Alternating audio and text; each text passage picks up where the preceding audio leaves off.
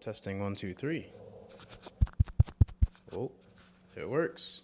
Hello, look at that. That's tracking is pretty cool. This is pretty neat. Well, here's the bike.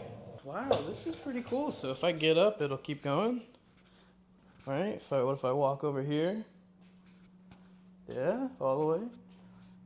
Did it lose me? Oh, it lost me. I get wrecked. Hello. Follow. Oh, it's doing it. I've done it. He's done it. We fixed it. Bike. Wheel. No good.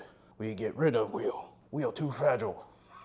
Hey everybody, welcome back to the garage and the channel. It's been a while, and with the season starting in 3 days, it's time to get this thing ready and get it out of hibernation. It's been totally neglected all winter.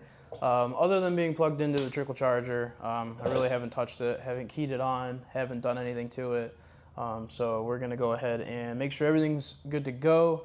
We've got some really cool goodies to put on, titanium bolts.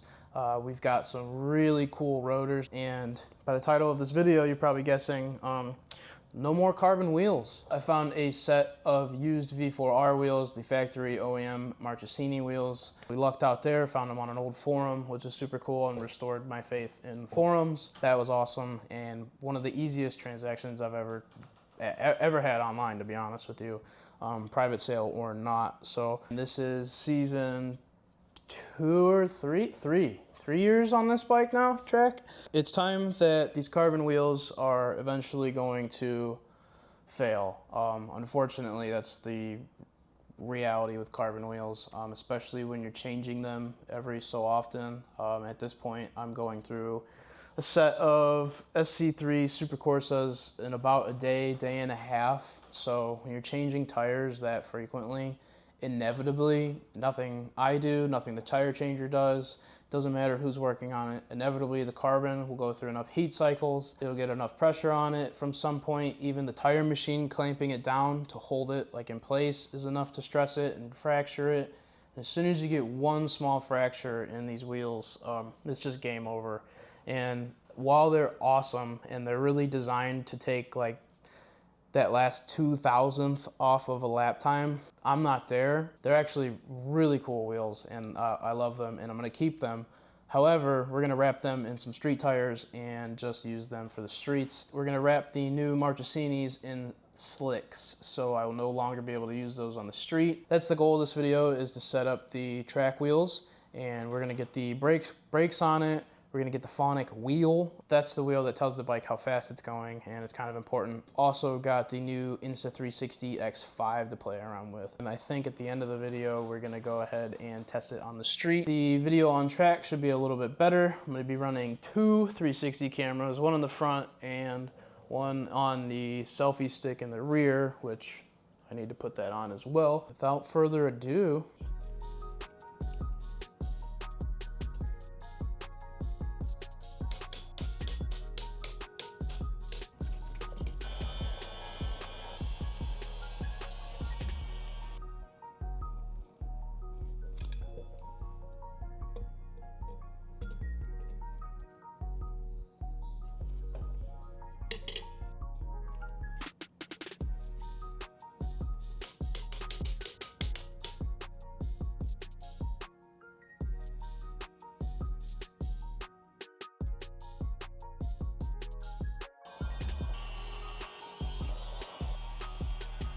we went ahead and took the bike off the lift because it's a little bit easier to take the wheels off on the ground. Both of the nut and the socket are showing signs of marring and scoring, which you would expect because they tell you to not use an impact, but here we are. We're gonna go ahead and get these wheels loose and the bike up in the air, and then we'll swap the wheels over to our new forged ones. We're gonna go ahead and tape that nut, and hopefully that'll help not mar it up anymore. Yikes. See, that's kind of my main concern. Are you silly? Still gonna send it. We're gonna get a titanium nut. It's already on order, and then we've got another tool coming because that's how we take them off. And yeah, we're just gonna be replacing tools.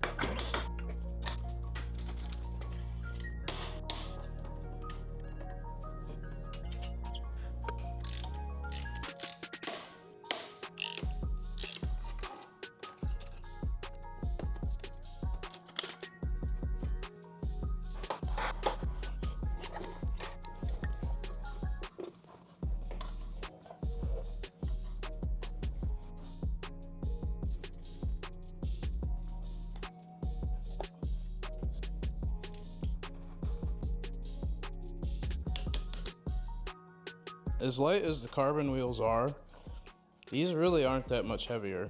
I mean, at least like noticeably here in my hands, you really wouldn't be able to tell a difference. I mean, you can still maneuver them. Well, I guess when you do that, the wrist test, this is definitely lighter. Let's do a little set.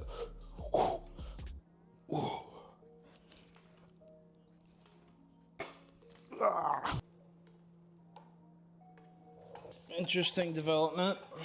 It looks like it's the wrong diameter bearing or something.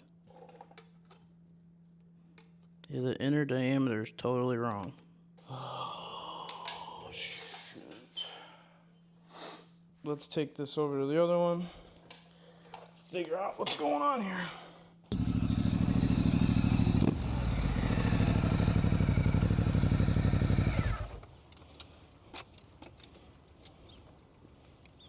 Make sure you get the Ducati neutral find in there. You've come just in the nick of time. If you could fix this problem, I would be amazed. Here's my next test, because the guy said these are off of V4R, but we also have V4R front wheel right here, and it's the same. So now I don't know what to do, because his spacer doesn't look different than mine. Maybe it does. All right, so we figured out that the spacers are different for the BST carbon wheels compared to the forged and magnesium wheels. So this diameter is actually different, and the spacers are different as well. Luckily, we have Morrison's V4R here, and we took the spacers off of that, and we're gonna borrow these, and this will get us through the track day. We should be able to get these greased up and put this wheel back on.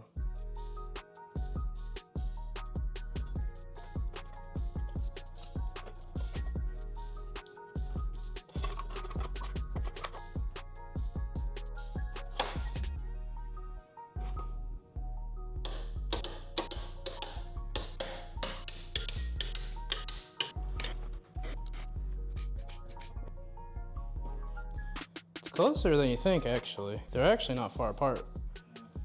I think the strength you gain is big. Yeah, and the durability's, that's pretty unbeatable. You can't beat that. This is a wear item that will go for 50 years. So, keep them clean though. All right, so we've got our license plate on, we've checked air pressure, and everything looks good to go. We've figured out our spacer issue, and the rear one went on just fine. We've got the rear caliper all safety wired, and everything looks good. We're just gonna let the front be for now, since we're gonna take these street tires off as soon as we get to the track. So without further ado, let's go play around with the new X5 and make sure the brakes work.